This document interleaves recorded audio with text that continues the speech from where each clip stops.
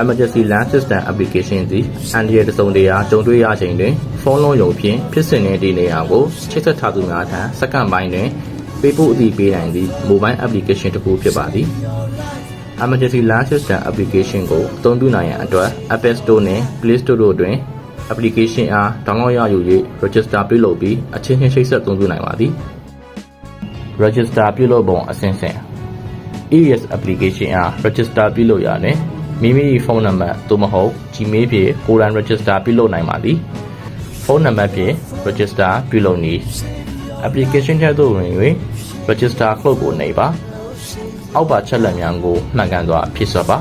။နေရာတွင်အသုံးပြုမိသူ၏အမည်ပြည့်စုံကိုထည့်ပါ။ဖုန်းနံပါတ်နေရာတွင်မိမိအသုံးပြုမိဖုန်းနံပါတ်ကိုထည့်ပါ။ Contact ဖုန်းနံပါတ်နေရာတွင်မိမိအချက်ပေးမိအချိန်တွင်လက်ခံရရှိသူထံတွင်ပေါ်စေလိုသည့်ဖုန်းနံပါတ်ကိုထည့်ပါ။ Email နေရာတွင်သင့် email လိပ်စာကိုထည့်ပါမရှိပါကထည့်ရန်မလိုပါထည့်လျင်အရေးပေါ်အချိန်ပေးမှုလက်ခံရရှိလျင်သင့် email သို့စာရရှိပါမည်။ Address နေရာတွင်မိမိ၏နေရပ်လိပ်စာကိုထည့်ပါ။ Passport နေရာတွင်မိမိသတ်မှတ်လိုသည့်လျှို့ဝှက်နံပါတ်အဖြစ်ကဏ္ဍအနှင့်အက္ခရာအနည်းဆုံး6လုံးကိုထည့်ပါ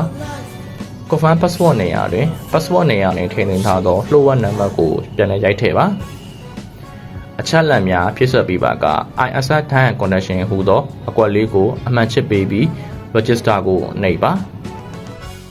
မှတ်ပုံတင်ခြင်းအစဉ်ပြီးဆုံးပါကသင်ဖြည့်စွက်ထားသောဖုန်းနံပါတ်သို့ OTP ကုတ်တစ်ခုပေးပို့လာပါလိမ့်မည်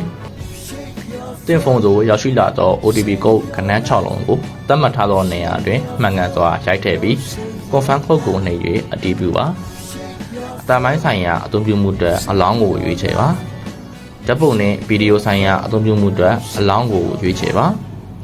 ဒီနေရာ location အသုံးပြုမှုအတွက်အလောင်းကိုရွေးချယ်ပါဤခွင့်ပြုချက်များကိုပေးရခြင်းဖြင့် EES application သည်အရေးပေါ်သတင်းချက်လက်များကိုပုံမထိရောက်စွာပေးပို့နိုင်မည်ဖြစ်ပါသည် Gmail ဖြင့် register ပြုလုပ်နည်း application ထဲသို့ဝင်၍ register ခလုတ်ကိုနှိပ်ပါဖုန်းအောက်နားတွင်ရှိသော register with Google ကိုနှိပ်ပါနေရာတွင်အသုံးပြုမိသူ၏အမည်ပြည့်စုံကိုထည့်ပါဖုန်းနံပါတ်နေရာတွင်မိမိအသုံးပြုမိဖုန်းနံပါတ်ကိုထည့်ပါ email နေရာတွင်သင့် email လိပ်စာကိုထည့်ပါမရှိပါကထည့်ရန်မလိုပါ address နေရာတွင်မိမိ၏နေရပ်လိပ်စာကိုထည့်ပါအချက်လက်များကိုဖြည့်စွက်ပြီးပါက ISR Time and Connection ဟူသောအကွက်လေးကိုအမှန်ချစ်ပေးပြီးအတိတ်ကိုနှိပ်ပါ